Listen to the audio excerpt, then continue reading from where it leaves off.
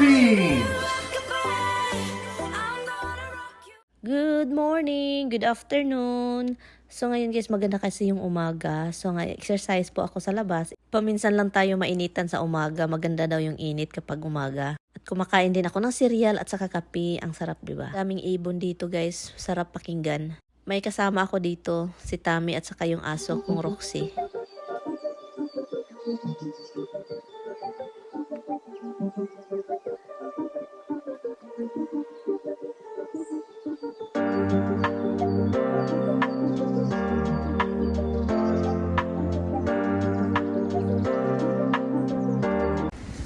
Andito lang ako sa sasakyan guys. Pero si Tammy andun sa grocery. Andun siya sa grocery. And then dito lang ako. Ngayon andito na siya pero ano kayang dala nito?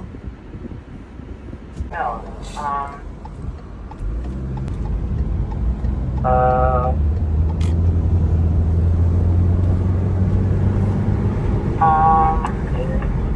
Fine.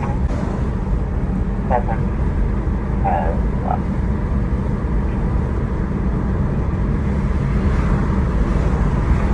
Then, pagdating sa lugar namin, guys, inayos nila yung daan. Ang naalala ko dito, guys, sa Pilipinas, puro bato-bato, walang simento. Kakaiba pala talaga mag-drive sa simentong-simento at saka ganito, yung parang puro bato. Iba talaga yung galawan ng sasakyan. Kaya yung nasa likod ko, gusto na nilang magmadali pero ako dahan-dahan. Guys, nakabalik na si Tammy galing sa grocery. So ngayon, guys, bumili siya ng 2 lobster. Ang mamahal naman ito, honey. Yeah, guys, want to hear my wife scream? Yeah, I'll question. Ay, Han, what is that for? They had that today they had a 99 something one. You just buy the last time. So today they had a 99 something, so I got 2 more. We're gonna have to clear for them anyway. Not like they're gonna stop. Put that in the refrigerator. In downstairs. No, refrigerator. I will marinate that. Yes, we have a lot of food. Oh my God, Tommy. Oh, why he decided to buy this? Yes, I defrosted this. That we have some food. And look, ito na naman siya. This is what I got over at Dollar General. Long matches in case, since we just cleaned the grill, the igniter wasn't working right because the water. So I figured it should dry out. It should work, but just in case. So I got long matches. Got lots of toothpaste. No fluoride toothpaste. Very hard to find toothpaste that doesn't have fluoride. Because guys, a lot of rumors out there that fluoride gives you like Alzheimer's disease. So no fluoride toothpaste. Hair goop. What is your goop? Gel for the hair. Okay, what else you got from the General Dollar? Hold on. I gotta pull the bag first. Then a new store. Dollar General, not General Dollar. It's a new store. It's well stocked. A big store. All nicely done because nobody's been in it yet, so everything looks nice and fresh and new. So that's what it is. Air fresheners for the bathroom. A lighter for the grill also. Hello, why you got 2? Well, the matches are matches, but the lighter is easier. This is how it is. For teeth, We have tons of them. this is for the air freshener for the bathroom. Down here. There's a foaming soap for the bathroom down here. So I prefer foam soap over the regular soap. No, I don't really like shopping. No, Why would I say that? the truth is, okay. It's usually just, when I'm shopping, I look for stuff that we need and get it. That's what the whole point of being shopping is. Overspend? Magnesium, because I need magnesium in my diet. And that's it. Now I'm going to put these in the bathroom where they belong. Bye, guys. Say thank you for watching. Thanks for watching. Even that camera's still pointing. And now I got the cat who wants to know what I got for him. Isn't that right? Pakita ko lang sa inyo guys, itong pusa ko guys, gustong-gusto niya yung lobster. Natusok tuloy siya dyan. Kawawa naman, pero gusto talaga siya guys, gusto niyang kainin. Kaya nabanguhan ata. Malinis naman yung pusa namin guys, okay lang naman yan. At saka nakashell naman siya. yung lobster, o 'di ba? Ang saya ni Habs dito, guys. Akala niya makakain na siya, loko. Makaawa na yung mukha. Ang gwapo ng baby ko. Anyway, guys, so kakain lang kami. Ito lang yung ano namin, ulam. Hey, it's hot! Ginoo ko, it's hot. Don't, get down. My God, he put his nose in here. Whoosh. So, let's eat, guys. Hindi na ako mag-film, guys, kasi mag-enjoy na lang ako nitong lobster natin, okay? So, let's eat the lobster. Anyway, let's eat. So, I have to shut off the oven pala eh. Hi guys! May katanungan lang po ako guys. Meron akong katanungan kasi po na-curious ako. Na-curious ako sa ano, kasi 'di ba kasal kami dito ni Tami dito sa Amerika, dito sa US, dito sa New York. And ang kasal kasi namin guys, garden wedding 'yon. And then hindi kami kinasal ng pari or pastor. Kinasal kami ng parang abogado or justice, basta ganon.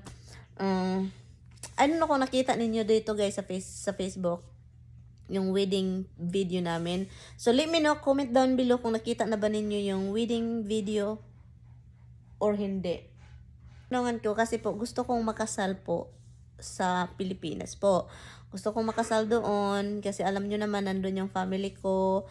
Gusto kong ma-experience ng parents ko, yung mga kapatid ko, na, you know, makasal tayo doon sa Pinas. And then, at saka, I don't know kung natanong ko na ito sa inyo, gusto kong isakasal sa simbahan. Gusto kong ikasal ako ng pastor. So, yun, parang sa simbahan ba, para talagang, yun, iano talaga sa Panginoon na gusto kong i-bless or yung kasal namin na talagang kasal kami. Kasi iba yung kasal namin doon eh. Parang hindi ko na feel na parang talagang pinag-pray kami. Walang ganon guys. Wala talagang ganon. So, yun lang yung ano ko na, ang tanong ko is, pwede ba kaming makasal ni Tami? Sa mga may alam lang po to ha, kung sinong may alam dyan, pwede ba kaming makasal ng asawa ko doon sa Pinas? Kung makapunta man kami doon sa Pinas, na hindi na kami kukuha ng sinumar, hindi na kami magparehistro, ikasal lang kami sa simbahan. Pero okay lang kung hindi kami kukuha ng marriage contract pagkatapos. Parang ano ba, gusto ko lang i-bless kami, ipag-pray yung ano namin, marriage namin, ganon. So, okay lang ba yun? Nung ganon, hindi ba siya illegal? So, yun siya, hindi ba siya illegal na gawin? And, yun. At saka, pwede ko naman i-report yung marriage ko kasi dito. Pwede ko siyang i-report sa embassy na, yun, report your marriage na nakasal ako dito, and then legal, and then i-report sa embassy para naman yung record na yun ipadala sa Pilipinas. So, ang gusto ko lang naman mangyari is maikasal ako sa simbahan at saka, yun, may mag-pray over sa amin na yung kasal namin is i-bless sa Panginoon na sa taas. So, yun lang naman yung katanungan ko guys, kasi gusto ko talagang mangyari guys, as in gusto ko yung mangyari. Pero si Tami, sana po makabalik kami, o sana makapunta kami ni Tami sa future doon sa Pinas, kahit hindi matagal, basta kayo makapag-spend kami ng time doon, makasal.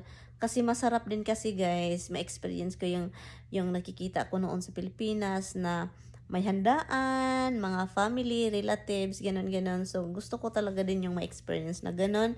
Gusto kong ma-experience din ng asawa ko na ganon sa Pilipinas, yung tradisyon natin na, you know, yung pag may kasalan, may naghandaan doon, may nagluluto, may nagiinuman, ganon.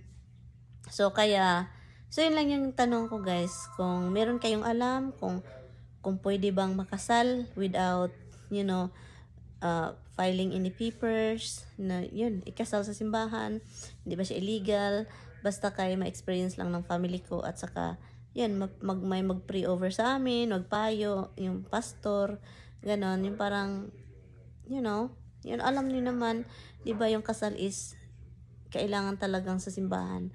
And then lang yun lang yung naano ko kasi hindi kami nakasal sa simbahan dito guys. So yun lang, and sana po may makapag-advise or may makapagsabi na hindi siya illegal. So yun lang guys. Salamat po guys sa pag-comment. Yun, kita-kits tayo sa susunod na video. Thank you guys in advance sa mga reply ninyo, sa mga advices. Bye!